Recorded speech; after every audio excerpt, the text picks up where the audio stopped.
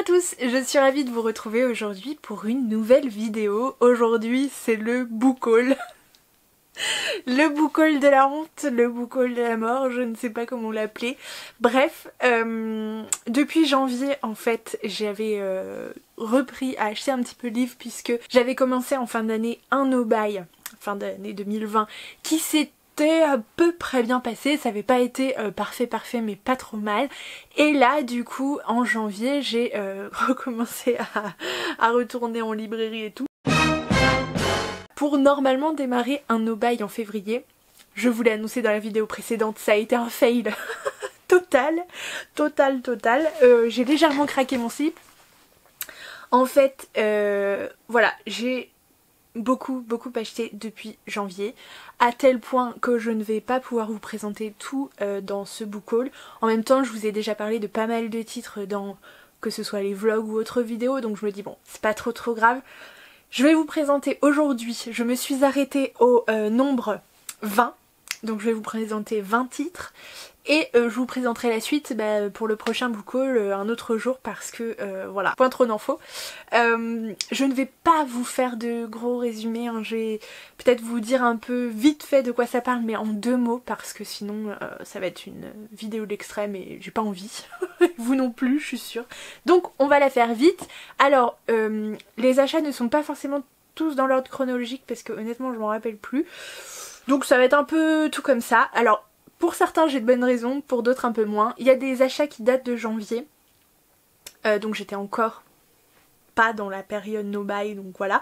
Et après il y a eu, il y a eu en fait un petit dérapage en février qui a entraîné en fait un gros dérapage. Je vous raconterai. Donc du coup j'ai évidemment fait rentrer dans ma palle en ce début d'année 2020 il me semble la chronique des Bridgerton, donc le tome 1 et le tome 2 par Julia Quinn aux éditions J'ai lu. Vous savez que j'ai regardé du coup la saison 1 qui est sortie sur Netflix, donc de la chronique des Bridgerton, parce que je ne connaissais pas du tout ce titre avant. D'ailleurs je pense qu'on est beaucoup dans ce cas là, mais du coup après avoir vu la série je me suis dit ce serait cool de découvrir en fait la version écrite. Donc là en fait on est dans le Londres du 19e siècle si je me souviens bien, oui, de 1814, donc début 19e. On va suivre une société du coup plutôt aristocratique avec différentes familles, avec des secrets à l'appel. Donc on va suivre en particulier la famille des Bridgerton avec la mère puisque le père est décédé et ses 8 enfants puisque je crois qu'elle a 4 filles et 4 fils. Et chacun en fait des enfants va concerner un tome en particulier. Donc c'est cool. On va commencer le tome 1 avec l'histoire de Daphné, qui est la jeune fille du coup qui fait sa saison en fait, qui va être débutante, donc qui va être présentée à la cour pour dire qu'elle est en âge de se marier et qui va participer au bal, etc., pour essayer en fait de se trouver un mari, puisque à cette époque le seul but d'une femme c'était de se marier, surtout ça lui assurait une position parce que les femmes non mariées c'était pas bien vu, hein, pas du tout, hein. Ça veut dire que vous aviez raté votre vie, que vous n'aviez pas d'argent, que vous n'aviez accès à rien. Donc voilà, c'était le but ultime des femmes. Il va y avoir une histoire avec un duc, je vous passe les détails. Et en gros, dans cette aristocratie avec plein de secrets, il y a une personne, on ne sait pas qui va commencer à écrire une sorte de petite lettre ouverte, de petit journal qui va être distribué en plus de façon gratuite voilà, à tous les gens en fait dans la ville, qui va en fait parler de ces personnages un peu publics, enfin de ces personnages publics, de ces personnages en tout cas importants en particulier, en dévoilant un peu tous les noirs secrets qu'ils veulent cacher. Bref, ça fait pas de quartier, c'est un mélange entre Jane Austen et Gossip Girl pour vous donner voilà, une vague idée de ce à quoi ça peut ressembler. Donc voilà, il y a eu beaucoup de bémols à dire sur la série. Je parle trop. Il y a eu beaucoup de bémols à dire sur la série, mais voilà, je trouve que le principe est intéressant, j'ai envie de me plonger dans l'histoire, je vous en donnerai des nouvelles, j'espère très bientôt. Ensuite une sortie chez Brajlon, donc ça a été une réédition mais il est trop magnifique ce livre, c'est Sherlock Holmes et les ombres de Shadwell, donc des dossiers Cthulhu de James Lovegrove aux éditions Brajlon. Mais regardez-moi cette beauté avec la tranche dorée s'il vous plaît. J'adore. Donc je ne vous dirai absolument pas ce que c'est. Je sais que le mythe de Cthulhu, c'est un mythe du coup qui a été, je crois, inventé par Lovecraft. Donc voilà, on est un peu dans des trucs un peu noirs, un peu, voilà, un peu fantastique, macabre, etc. Mais voilà, le côté Sherlock Holmes mêlé à ce côté un peu fantastique, macabre, je trouvais ça assez intéressant. C'est des titres, puisque c'est, je crois, une trilogie en tout cas pour l'instant. Il y a 3 tomes en tout cas pour l'instant de sortie, ça c'est sûr. Mais ça c'est une réédition, enfin c'est une réimpression plus précisément, Brajlon me l'a confirmé, puisque ce premier tome en fait, et je l'avais vu déjà passer depuis très très longtemps, c'est des titres qui me faisaient extrêmement envie, mais du coup, voilà, qui ont un certain coût, donc j'avais attendu. Et en fait, quand je me suis décidée, le truc c'est que le premier tome était introuvable, mais introuvable, indisponible partout, enfin disponible nulle part. Selon ce que vous voilà. Donc quand j'ai vu qu'il était de nouveau dispo et tout, je me suis empressée de me le commander parce que on va pas se mentir, je pouvais pas passer à côté. Et cette beauté, alors il faut dire, hein, c'est des Brajlon, ils sont à 25 €, donc c'est un coût, sachant qu'il fait un peu plus de 350 pages. Donc c'est pas non plus énorme, mais c'est un magnifique ouvrage et je suis très très curieuse de le découvrir. Je me suis fait venir, alors ça c'était une reco de Alex Bouquin en Prada, oui elle encore, donc de Backgammon, de Juliette Fournier et Jean-Gaël Deschard, donc le tome 1 qui s'intitule Un jour je serai, aux éditions Achilleos. Donc ce qui m'a trop fait rire c'est que dans cette BD que je n'ai pas encore lue, que je vais d'ailleurs devoir lire très très bientôt, en gros on est dans un monde qui ressemble un petit peu à Pokémon, hein, on va pas se mentir, mais où tout ce qui était en fait Pokémon, ce sont des objets du quotidien transformés, vous voyez, en animal un peu voilà, étrange. Alors pour vous donner une vague idée, alors j'ai pas trop envie de me spoiler, mais voilà, par exemple cette page-ci, je sais pas si vous verrez, voilà, une tasse, du coup un caramel, moustasté, j'adore, brioche, enfin une brioche, enfin voilà, il y a plein de choses qui sont faites en fait à partir d'aliments, d'objets du quotidien, de fruits, etc. C'est voilà, tout un nouveau bestiaire en fait au niveau des Pokémon et je trouve ça super marrant. Alex Bouquin Entrepreneur en a très très bien parlé, donc j'étais très curieuse de découvrir cette BD. Je me suis ensuite procuré les tomes 2 et 3 d'une saga jeunesse extrêmement connue dont j'ai découvert le tome 1 il y a maintenant quelques semaines. Je crois que c'était en début d'année, il me semble.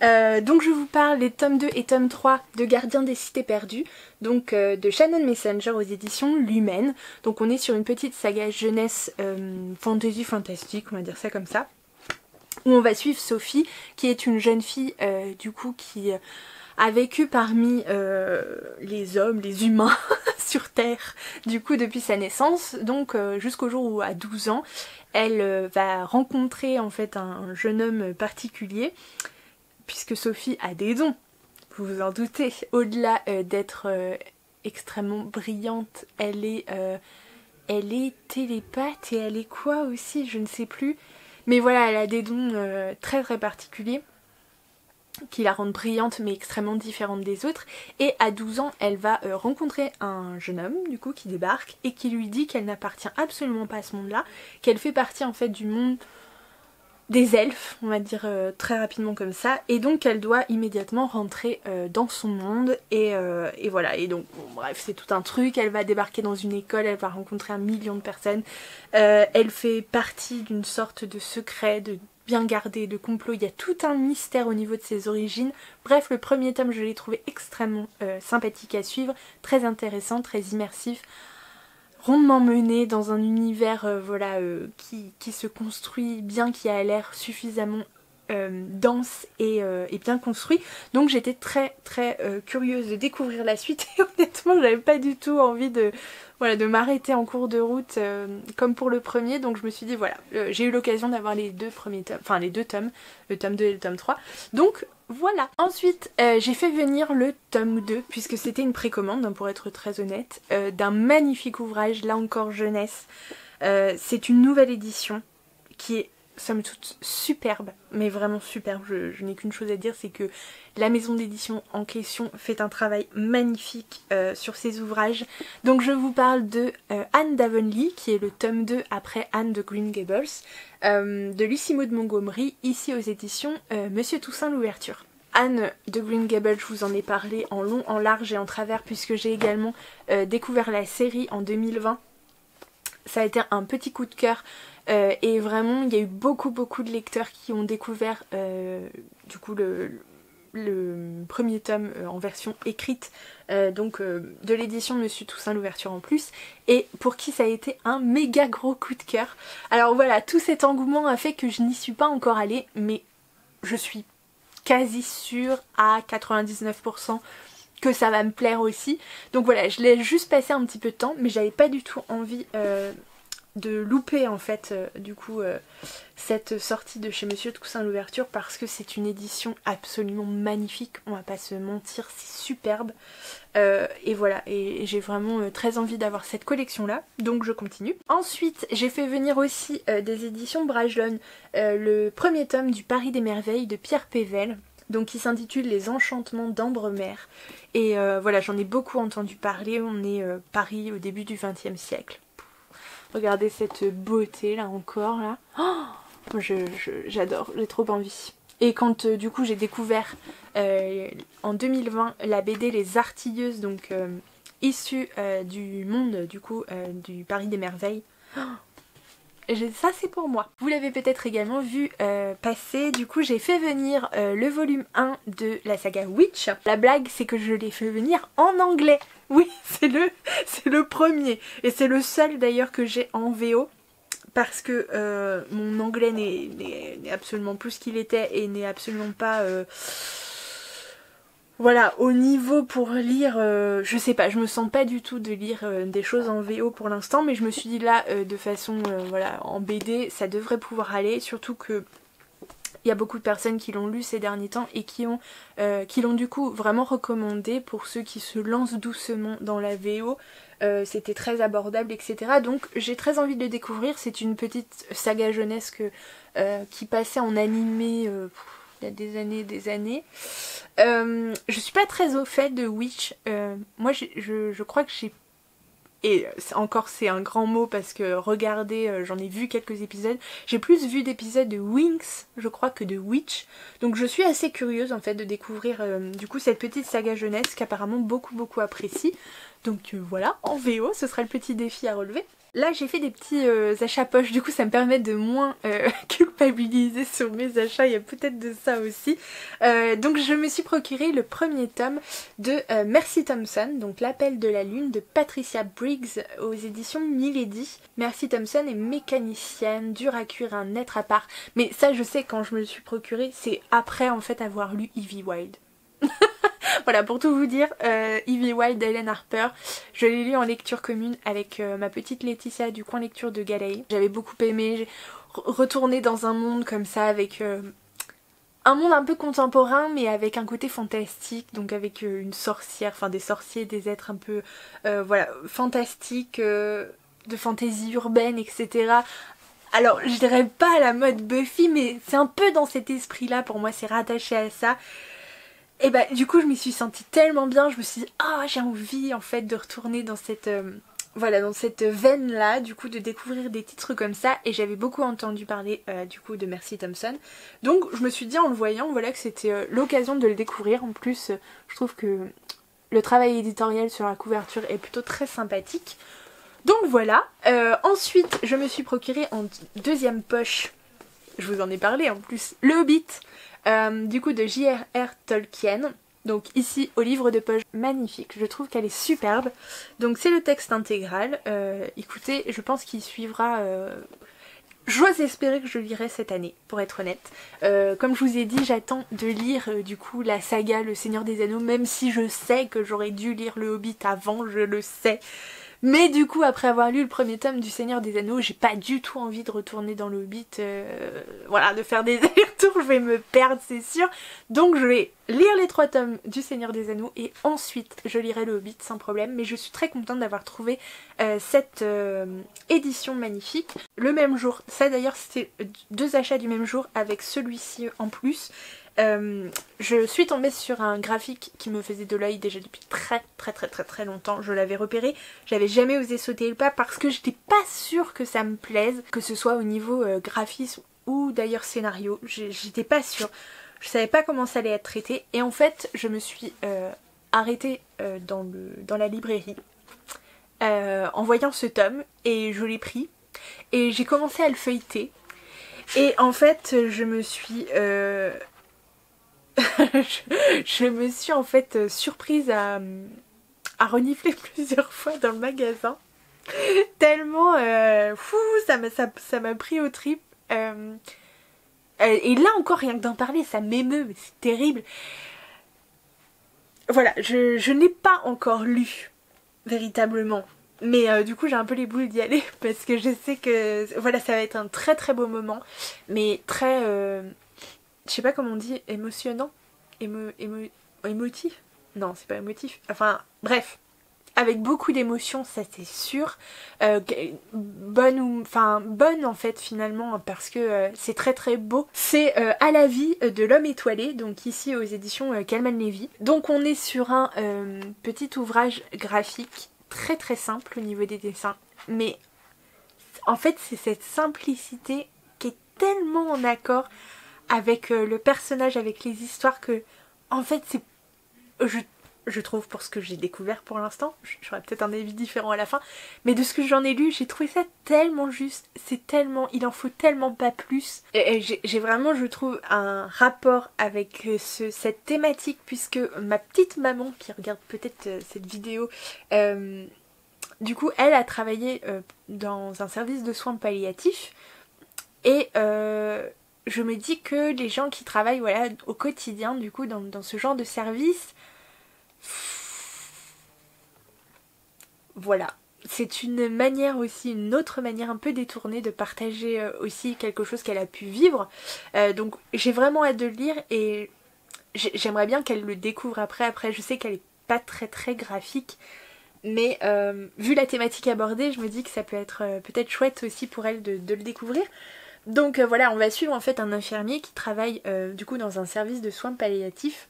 Donc c'est des services en fait qui accueillent des gens, alors pas que hein, mais principalement en fin de vie. Donc il faut les accompagner durant toutes ces périodes plus que délicates. Et voilà, et le peu que j'en ai lu, oulalalala, cet homme il est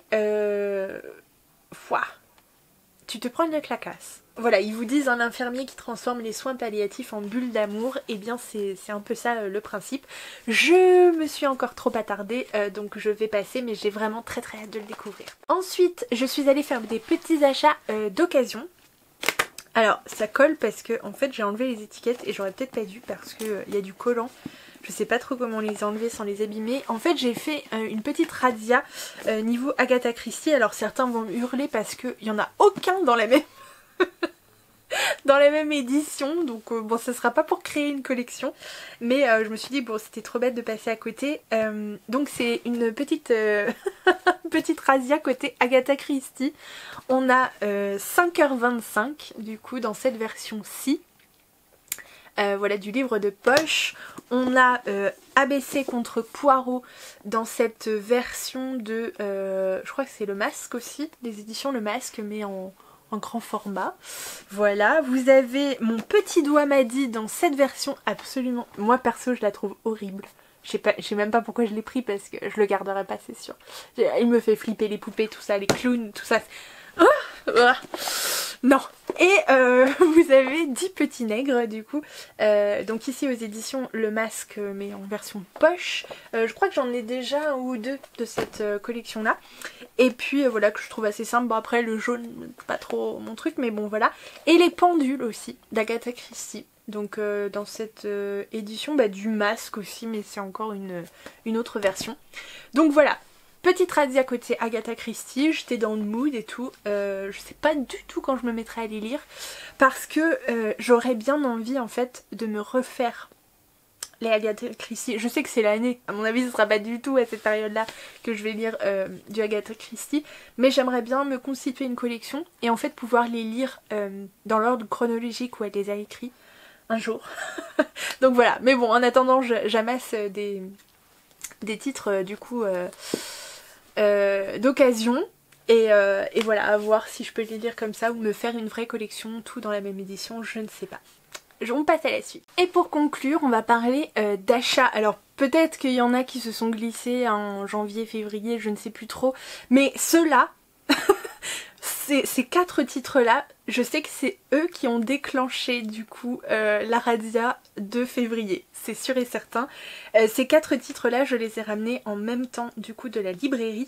Alors ils ont une histoire puisque en fait j'ai tenu bon en aubaille les 10 premiers jours de février. Jusqu'au 10 février, je n'avais rien acheté, j'étais motivée. En fait, j'ai reçu du coup un petit cadeau de Noël. Enfin, j'ai reçu comme mes autres collègues, hein, mais comme tout le monde. On a reçu en fait un petit cadeau de Noël en retard pour les fêtes de fin d'année, enfin bref, de la part de notre travail.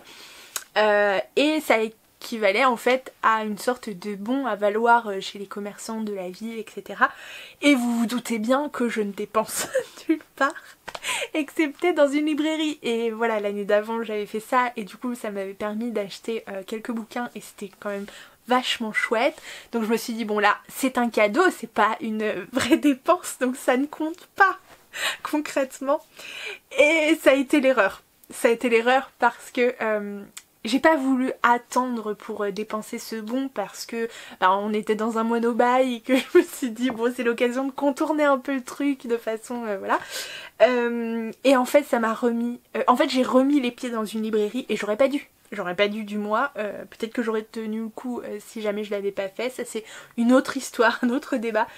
Mais en tout cas je suis allée faire quelques achats et en plus, petite surprise à la fin, je vous en parle. Alors, je suis allée dans la librairie et je me suis pris du coup un titre que j'avais vu passer chez Estelle de Petite Lectrice, du compte Petite Lectrice. En fait j'avais vraiment, je vous en ai peut-être déjà parlé, je vous l'ai peut-être déjà dit dans une autre vidéo, je suis dans une période là, j'ai encore des lectures communes en route. Mais j'ai vraiment ensuite envie d'enchaîner avec quelques graphiques et surtout de me plonger dans un thriller ou un policier adulte. J'ai vraiment envie de me plonger dans une enquête voilà, qui va me tenir jusqu'au bout. Voilà, bref, très envie de meurtre en ce moment. Donc voilà, fictif, on s'entend. Et donc elle avait parlé d'un titre, enfin plutôt d'une trilogie qu'elle avait adoré, que voilà, ils étaient beaucoup à encenser, que ce soit booktuber ou bookstagrammeur, et je ne connais pas du tout, donc je me suis dit ah le pitch m'intéresse grave, ça a l'air trop cool, et elle disait justement que voilà, elle les avait dévorés littéralement, que ce soit du premier au 3e tome. Donc je suis tombée dessus dans la librairie en version poche, donc je me suis dit ah c'est un signe. Donc j'ai pris le premier tome, Le Cri de Nicolas Beuglet, donc ici aux éditions Pocket. Donc on est sur un thriller. À quelques kilomètres d'Oslo, l'hôpital psychiatrique de Gaustad dresse sa masse sombre parmi les pins enneigés. Appelée sur place pour un suicide, l'inspectrice, alors là au niveau de la prononciation pardon mais j'en sais rien, Sarah Geringen, pressent d'emblée que rien ne concorde. Le patient 488, ainsi surnommé suivant les chiffres cicatrisés qu'il porte sur le front, s'est figé dans la mort, un cri muet aux lèvres, un cri de peur primale. Soumise à un compte à rebours implacable, Sarah va découvrir une vérité vertigineuse sur l'une des questions qui hantent chacun d'entre nous, la vie après la mort. Ouah. Voilà, il paraît que c'est haletant, prenant, voilà, que vous ne pouvez plus le lâcher avant la fin, donc j'ai vraiment hâte de me plonger dans celui-ci. Ensuite, j'avais vu passer un titre, alors là, plutôt du côté jeunesse, d'une autrice que j'ai découvert aussi grâce à Alex Bookin en Prada il y a bientôt 2 ans maintenant, avec une saga qui se trouve juste derrière moi, ici, donc c'est Sauveur et Fils. Donc il s'agit de Mario de Muraille et son frère, je crois, Loris Muraille, du coup, qui ont écrit ensemble NJ, donc aux éditions L'École des Loisirs, dans le format, dans la collection Medium Plus. Et donc voilà, là on va suivre Angie Tourniquet, 12 ans, sans père et sans repère. Vous allez lui faire l'école à la maison. Le capitaine de police Augustin Maupetit, confiné dans son fauteuil roulant depuis une course-poursuite en moto. Vous allez le remettre sur pied. Delphine, la babysitter, kidnappée et séquestrée dans un container. Vous ferez tout pour la sauver. Profitez-en au passage pour démêler une affaire criminelle vieille de 12 ans. Retrouver les assassins de Chris, le jeune docker du Havre, barrer la route aux trafiquants de cocaïne et applaudir depuis votre fenêtre Emma Tourniquet, l'infirmière au grand cœur, qui aimerait tant se démasquer pour son voisin Augustin. Voilà, Angie, une comédie policière à la sauce muraille, haletante, joyeuse et terriblement contemporaine. Du coup, voilà, je ne l'ai pas encore vu beaucoup passer sur les réseaux sociaux, donc du coup je me dis ce serait bien de le lire, du coup moi avec mon envie très policier là en ce moment. C'est un bon bébé hein, parce qu'il fait plus de 440 pages, donc voilà. Et puis du coup je voulais me prendre aussi... Alors là j'avais déjà dépassé le budget, hein, je vous préviens. J'avais vu la sortie, je crois que c'est le 5e tome de cette BD qui est sorti. Et ça faisait très longtemps que j'avais envie de la découvrir. Donc je me suis dit, bah, voilà, je suis tombée sur le premier tome. Je me suis dit, pareil, c'est un signe. Il y a des signes parfois, tu sais, des trucs qui sont jamais dispo. Et là, bam, ils sont là. Et tu te dis, si je le prends pas aujourd'hui, je le regretterai toute ma vie. Et bah c'est ça qui s'est passé avec Zombillenium. Donc le tome 1, Gretchen, de Arthur de Pins, je sais pas, aux éditions Dupuis. Et voilà. Steph de Piketty Booking en a beaucoup parlé, je crois qu'elle lit ça avec son mari, ils en sont fans de cette BD. Et voilà, j'avais vraiment très envie. On va suivre en fait, vous savez, l'histoire d'une sorte de parc d'attractions avec voilà pleine de créatures fantastiques, donc sorcières, loups-garous, etc., vampires. Les gens pensant que c'est simplement des employés déguisés, sauf que non, pas du tout, ce sont de véritables créatures fantastiques qui travaillent dans ce parc d'attractions et je trouve ça trop marrant. Et j'ai trop envie et j'en ai tellement entendu de bien que voilà. Et alors là, surprise du siècle, cerise on the cake, un truc de fou. Mes petits libraires préférés, du coup, au moment où j'étais en train de régler mes achats, me pose la question de savoir si j'avais entendu parler d'un certain titre young adulte. Ce à quoi je réponds oui évidemment. Puisque du coup ce titre on en a énormément entendu parler sur les réseaux sociaux, ça a fait beaucoup de bruit. Je suis du coup notamment l'auteur du coup sur Instagram, donc évidemment j'en avais beaucoup entendu parler. Non, je ne l'avais pas lu, et là ils m'ont, mais j'en suis encore sur les fesses, du coup ils m'ont très généreusement proposé en fait de le découvrir en service de presse. Et voilà, en fait j'en étais couette, comme on dit, parce que bah, je m'y attendais pas du tout. C'était très gentil, enfin vraiment hyper généreux de leur part de me proposer ça. Ils m'ont proposé de découvrir Vampiria, la cour des ténèbres de Victor Dixon dans la collection R, donc c'est chez Robert Laffont. Voilà, où je vais pas du tout vous faire de résumé parce que j'ai pas du tout envie de me replonger dedans. Tout ce que je peux vous dire, c'est qu'on est à la cour du roi Soleil, donc à Versailles du coup, et qu'on va parler évidemment de vampires. Voilà, des vampires à Versailles. je crois que je vais m'arrêter là pour le résumé, c'est tout. C'est un petit bébé qui fait ouais, presque 500 pages, 480 et quelques. Je suis très curieuse de le découvrir et surtout je pense que je vais pas tarder à me plonger dedans parce que j'ai grande envie en fait de leur faire un petit retour rapidement sur cette lecture. Donc voilà, je les en remercie encore vraiment de tout mon cœur s'ils passent par là. Je suis voilà tellement ravie en fait d'avoir une petite librairie indépendante à proximité. Si vous saviez à quel point c'est un bonheur à chaque fois d'y aller. Je pourrais y traîner en fait pendant des heures et des heures, donc c'est super cool et j'ai été super voilà, surprise, émue, reconnaissante, voilà, qui me propose aussi de participer de cette façon là, donc bah, c'est chouette, c'est chouette, c'est chouette. Voilà du coup pour les 20 titres, les 20 premiers titres du coup depuis janvier. Donc voilà, j'espère que vous avez apprécié ce petit book haul. Ça n'est pas du tout un étalage, j'espère que vous le ressentez pas comme ça parce que c'est pas du tout le but. Mais voilà, je voulais vous présenter du coup les nouveaux titres qui sont apparu dans ma pile à lire, du coup dans ma bibliothèque. J'espère que vous avez pu faire de chouettes découvertes ces derniers temps. Si vous avez déjà lu certains de ces titres, n'hésitez pas à me donner vos avis en commentaire. Si vous êtes intéressé pour des lectures communes, ce sera avec plaisir. Et voilà, n'hésitez pas à me dire aussi si certains vous tentent plus que d'autres. Ce sera vraiment une joie pour moi de le découvrir. En attendant, si vous n'êtes pas encore abonné à la chaîne, n'hésitez pas non plus à liker et à partager, à commenter, etc. Comme d'habitude, c'est hyper important. Du coup, pour moi d'avoir ce retour, ça permet aussi comme ça de faire vivre la chaîne. Donc surtout voilà. Si vous avez quelques secondes, et bien du coup je vous remercierai vraiment de participer de cette façon là. En attendant, je vous souhaite de très bonnes lectures, une très belle fin de semaine. Je vous dis à très bientôt du coup pour une prochaine vidéo et je vous fais plein de gros bisous.